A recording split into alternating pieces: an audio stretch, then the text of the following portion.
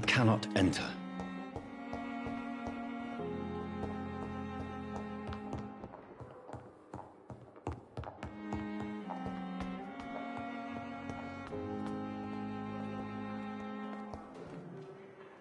Good evening, Miss Howcroft. How are you tonight? I need blood, Doctor. Warm, rich, vibrant blood.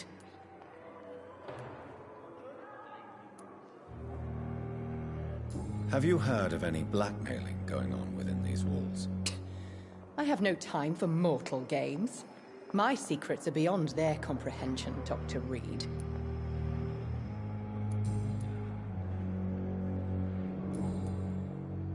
I'll leave you, Mistress of the Dark, to your nocturnal activities.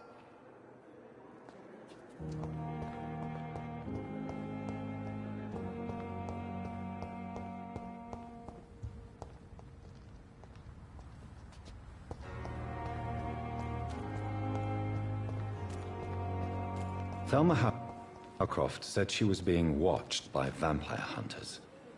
Where are they hiding? I should investigate.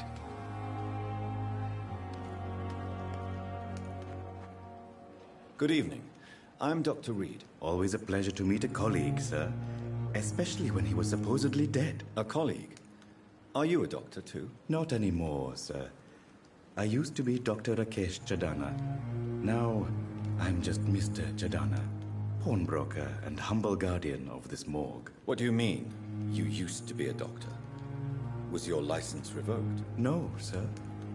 It is just that I like to be precise. I run a little pawn shop while taking care of the dead. But I used to be a real doctor. Have you heard of someone blackmailing people in the hospital? Pardon me, sir, but I have no idea what you're talking about. Do you work here alone? Yes, very easy work, sir. All I have to do is watch a few bodies. The situation was very different when the main morgue was still open. Why do you have to watch these bodies? Because these poor fellows have no names. We keep them in case someone comes looking for the missing. Sadly, very rarely happens. Why close the hospital's main morgue? It was for sanitary reasons after the beginning of the epidemic. Cadavers had to be moved to the nearest mass grave. Are you afraid or uneasy being surrounded by so many corpses? Why should I? These bodies are empty vessels. Flesh left to decay. Poof. No soul anymore. All gone. An interesting point of view. And quite an exotic one, too.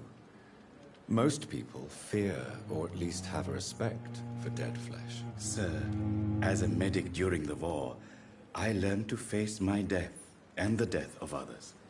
It's the pain we have to tame, not death itself.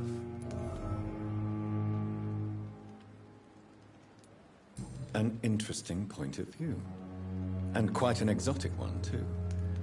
Most people fear, or at least have a respect, for dead flesh. Sir, as a medic during the war, I learned to face my death and the death of others. It's the pain we have to tame, not death itself.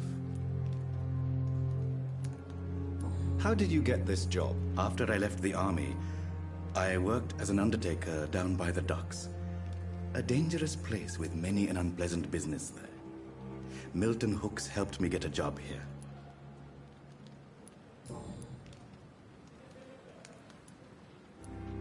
Have we met before? I don't think so, sir. Why? When we first talked, you said you were glad to meet me since I was reported dead. Funny story, sir. Your sister came here a few nights ago. You were missing, and she was looking for your body. She must be very relieved now.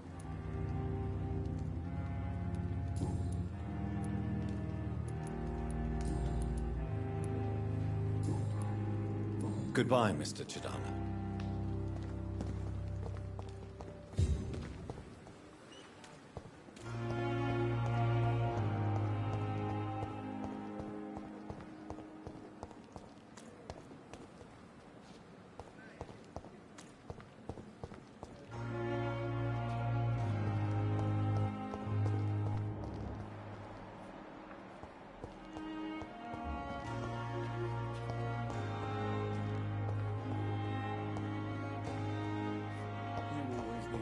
to calm the children, Helen.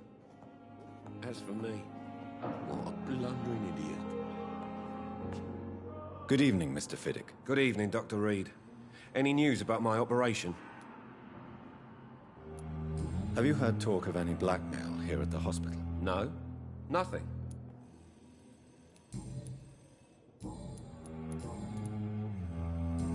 Goodbye for now, Mr. Fiddick. I'll see you later. My sweet girl. Reads me like a book.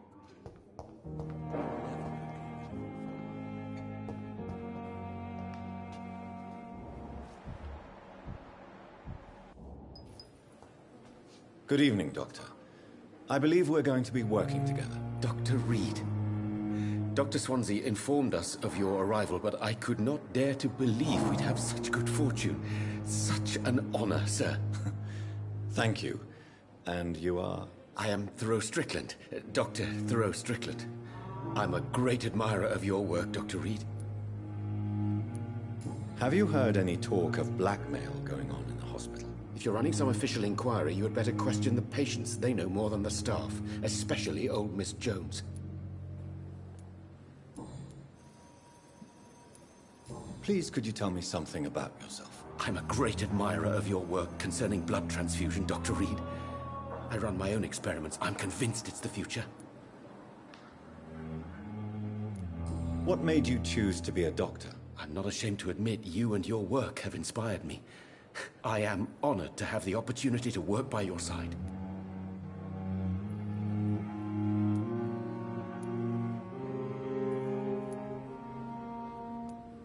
It's always a pleasure to share scientific and medical knowledge with someone eager to learn. I'll be glad to help you if I can. This epidemic may be the century's most terrible disaster, but I'm convinced that we, as doctors, are the only ones able to defeat it. I based my technique on my mentor's research. He helped me perfect my method. What is yours? I'd rather not talk about it. For now, it's just theories and first approach. My process is purely experimental and unsuccessful. As long as you're cautious and methodical, you may remain empty-handed, but you won't fail. You're not the first one to warn me, but I am convinced knowledge is the main weapon against the ravages of this epidemic.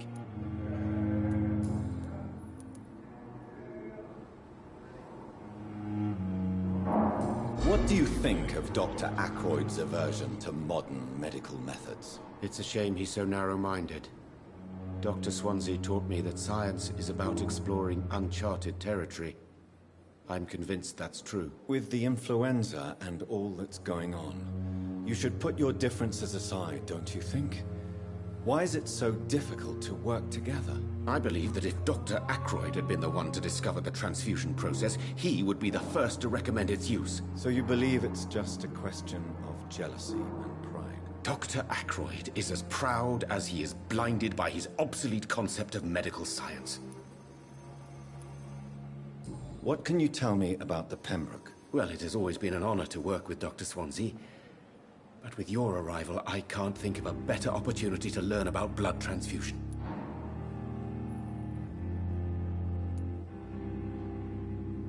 You seem quite optimistic. It's a rare and precious attitude in these difficult times. I'm convinced that this epidemic is a test of endurance and dedication for us men of science. Questions remain about our capacity to resolve the situation. True. Last summer, during the first wave of the epidemic, I used to joke with Milton about the extra work. We're not smiling now. Do you need help with anything in particular? Well, yes, maybe. I'm waiting for a batch of products I ordered for my personal research, yet my supplier seems to have vanished. Do you want me to play the errand boy for you? Oh no, Dr. Reed. But if you went personally to his shop, what with your reputation and all, he wouldn't dare to refuse the products I need. I see. Well, give me the address, for I may pass by if I have time.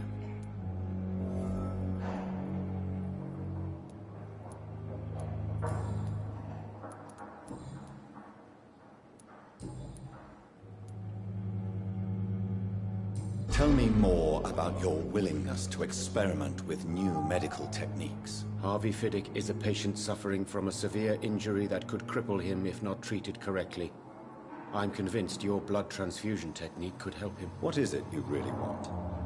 To save him, or to prove your point? Fair question. I want nothing but to save my patient, Dr. Reed. Especially since I know Mr. Fiddick's story. Tell me Mr. Fiddick's story. Our first diagnosis was compromised because Mr. Fiddick lied to us about the real origin of his injury. He first claimed it was an accident. But why would he hide such crucial information from us? Because he is a proud father. Ashamed of putting his children at risk because of his own negligence. This personal involvement could also appear to be a lack of impartiality. You must know that a good surgeon must remain neutral. I agree. But that does not excuse Dr. Aykroyd's behavior. A man who did not even take time to converse with his patient. Do you think keeping his distance was a mistake? All I know is that I'm taking care of human beings with desires, hopes, and fears. Not some biological machine comprised of blood, bones, and flesh.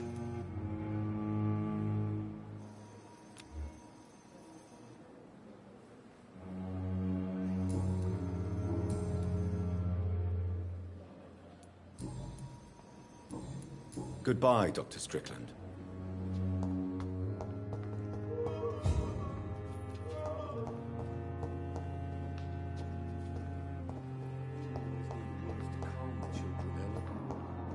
As for me, what a blundering idiot. Good evening, Fiddick. Good evening, Dr. Reed. Any news about my operation?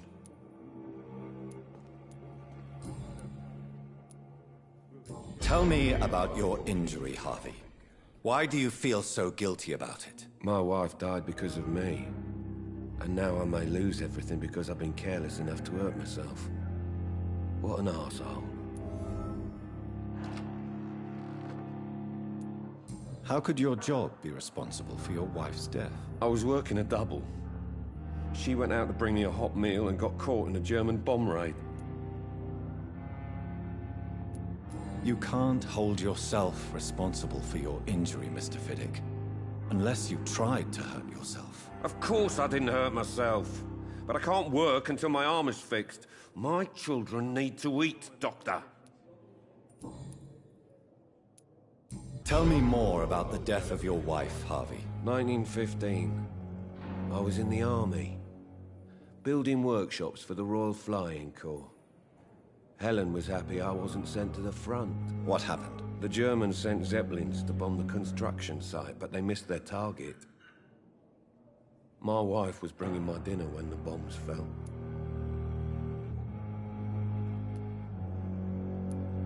I'm sorry for your loss.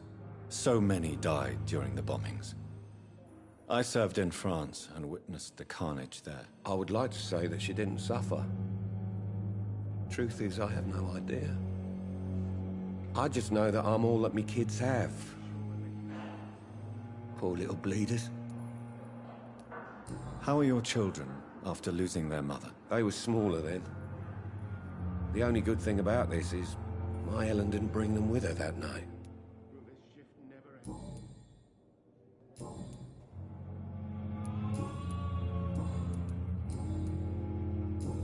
Goodbye for now, Mr. Fiddick. I'll see you later. My sweet girl. Reads me like a book. Don't waste your time, Army.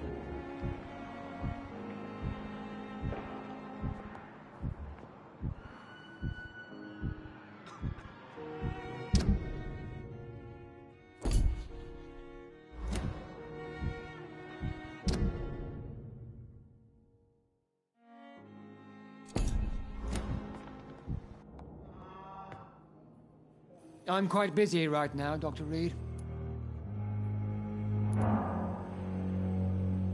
Have you heard about any blackmail going on in this hospital? Blackmail? Nonsense.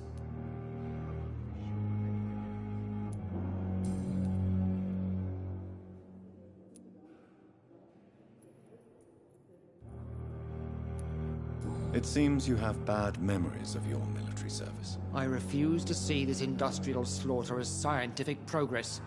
War only reveals the worst in men. We can at least agree on something, Dr. Ackroyd. I don't know what you've heard about me, but I have already proved my value as a practitioner. I don't question your skills, Dr. Reed, but your motive. Is it money, fame, or are you truly dedicated? And what exactly is that supposed to mean? I served in the war just like you. But unlike you, I did not use the wounded to play the modern sorcerer. Be careful what you insinuate, Dr. Ackroyd. I only want you to admit you used those men to improve your theories.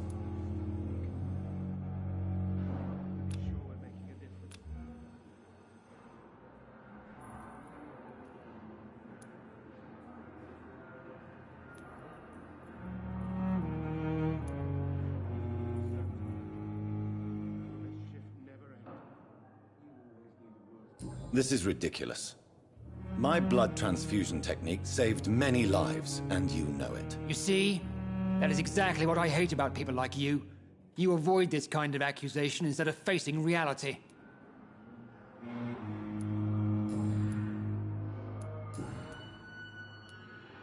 Tell me, Waverly, what do you think of Dr. Strickland's enthusiasm for his experimental research? Strickland is playing with his patients' lives for pride and glory.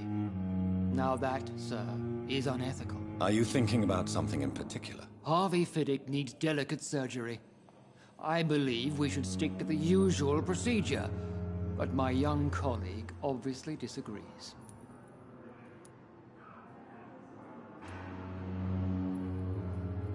Why do you wish to lead this surgery? I strongly believe that Mr. Fiddick should not be butchered to test an unproven procedure.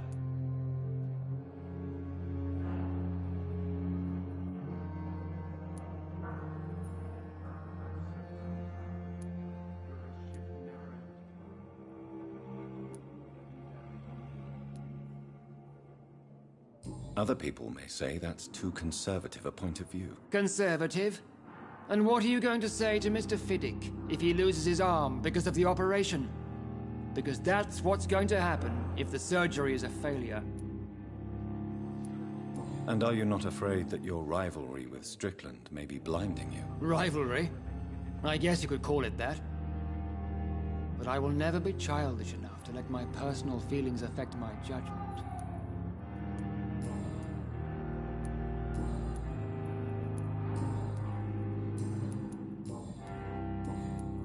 Thank you for your time.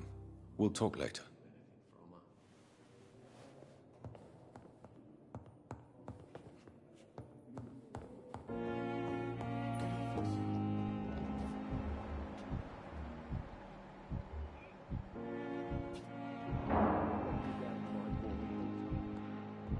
Will this shift never end?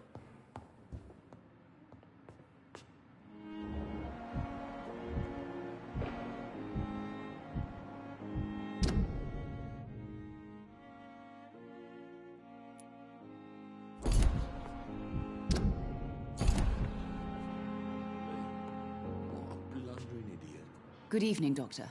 How is my son doing?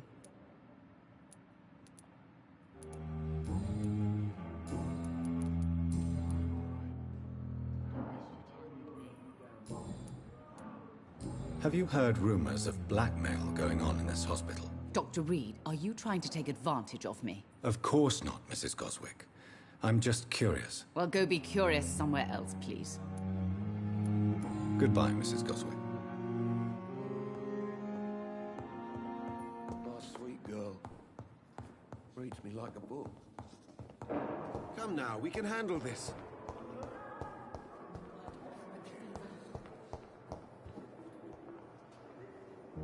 Good evening, Dr. Strickland. And good evening to you, Dr. Reed. Can I be of any help?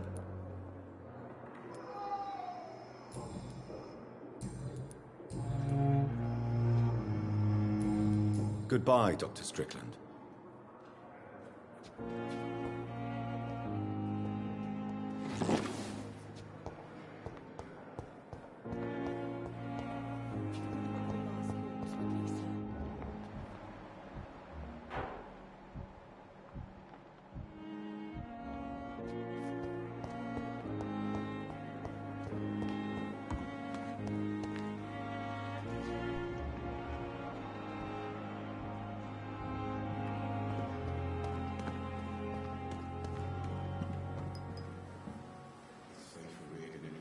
Good evening, nurse.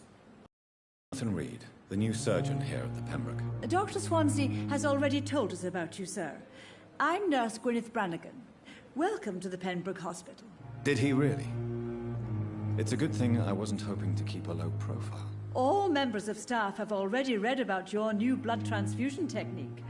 Dr. Swansea made sure of that. I see. Well, I'm a little surprised, but I suppose I'll just have to deal with this unexpected notoriety. You must know, blood transfusions are Dr. Swansea's primary subject of research. He is convinced it is the future. How are things here? Not good, to say the least. We're struggling against an invisible enemy, more lethal than any bullet from a gun. It's hard, Doctor. An invisible enemy? Quite a poetic term for a disease, especially from a nurse. Sorry, Doctor. These last few weeks have been exhausting. We could all do with a good night's sleep. Do you think this hospital can survive the epidemic? We are all volunteers here, and we're trying to hold fast, but how do we beat an invisible killer? Some nurses have already resigned. I'm not familiar with all the staff yet. Perhaps you could help me. Brilliant professionals, most of them. Dr. Swansea has a gift for recruiting talent. Most of them? Is there a problem I should know about, nurse? It would be inappropriate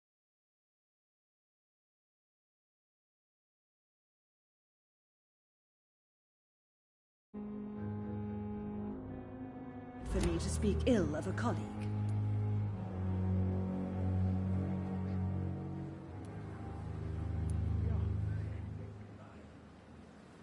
Is there anyone that stands out? Well, I have never met someone as dedicated as Dr. Tippett. He should be a standard for us all here. If only he were younger. Why should his age be a problem? I guess it's fair to say he's always pushing himself to the limits. He just doesn't know when to stop and get some rest.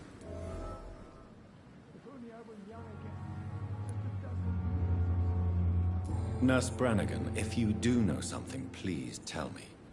Anything you say will be held in confidence. No. I may disagree with some conduct, but in the end, everybody is doing their best.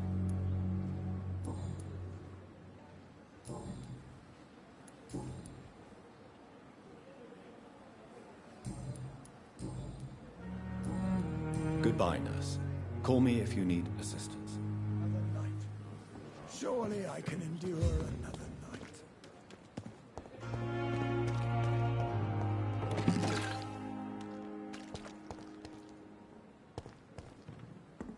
Perhaps I should have considered the offer from the Academy.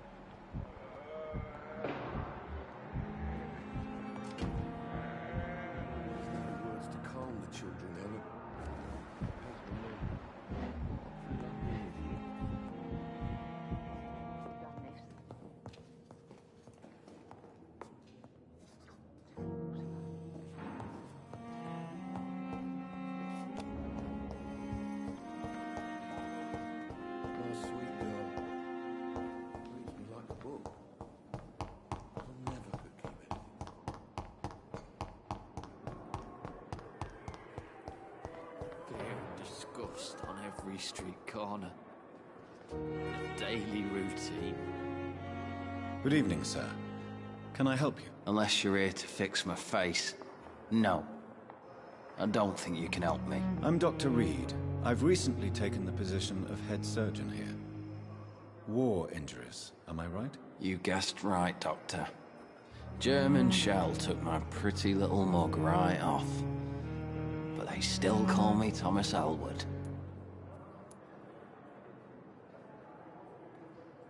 Have you heard rumors of underhand dealings in the hospital? If you want to know what's going on here, you better talk to Miss Jones. She knows everything. Especially what she shouldn't. How is your stay with us, Mr. Elwood? Oh, it's bliss. I just escaped death in the trenches to be surrounded again by the moans of the dying. Can I ask you precisely why you're a patient here? It's the pain, sir. The drugs don't work. It just hurts under the scars, if you get my drift. Who is treating you? Is someone in particular looking after your case? Nobody since the old and tired doctor spoke to me. Started to think I was forgotten about. Wouldn't blame you. You don't seem worried by that. My face hurts so much more when I smile or cry. I've learned it's easier not to speak. But be assured I'm smiling inside.